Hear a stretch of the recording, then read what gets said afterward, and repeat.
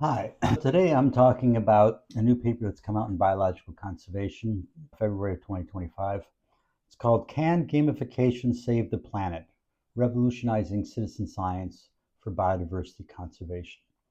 And the authors are Casey Sajan and Anisha Sapkota from the McGuire Center for Lepidoptera and Biodiversity at the University of Florida.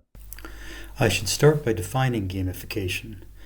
Here's a definition on the screen. Wikipedia calls gamification the process of enhancing systems, services, organizations, and activities through the integration of game design elements and principles in non-game contexts. These authors identify three problems that they think they can solve through gamification. One is we're struggling to engage a younger generation of people with nature, and gamification of nature observations may be one way to do it.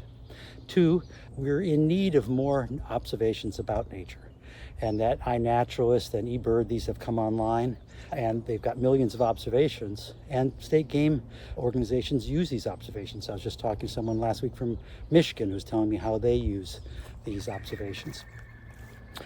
But by gamifying it, we may be able to magnify the number of observations, and that would help, particularly according to these authors, with some underrepresented groups that don't get a lot of observations. They're both lepidopterists, and butterflies and moths are probably among the groups that are under-identified. The third thing is that they think that gamification can do is create a sense of community around nature. And I'm very intrigued by this particular idea because I think that getting a sense of community and a social movement for nature is really very important. And so anything that does that is really very helpful. The one thing it can't really do, I think, is bring us up in level in connectivity of people to citizen science. In other words, there's a superficial level of citizen science where we're asked to collect some data and put in a platform where we enter our data, but we don't think about the questions being asked or the answers very much. We don't analyze the data. But citizen science experts tell us that one of the things you can do with citizen science is deepen the engagement with people, encouraging them to help design the experiments and to analyze the data and bring all the way to conclusions and maybe take actions as a consequence. And gamification, I think, is really focused best at just thinking about collecting those nature observations.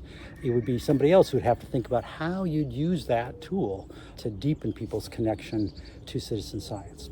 So what I neglected to mention earlier is that this idea of gamification of nature observations through something like iNaturalist could be a really valuable tool, particularly if the small local land trusts around the country, of which there's over 2,000, engaged in this process.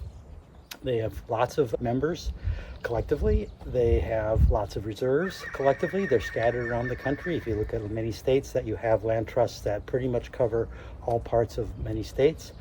This could be a very powerful set of observations to augment the observations that are already coming in around the country, many of from these very preserves and some of the members of local land trusts. But the paper itself doesn't get us all the way there to implementation, that there still needs to be a couple of steps. They just provide ideas of how we get there. And so I think it's an important space to watch for practitioners, but it needs some help from maybe iNaturalist or somebody else with clever ideas of how to operationalize and sell this idea of gamifying nature observations.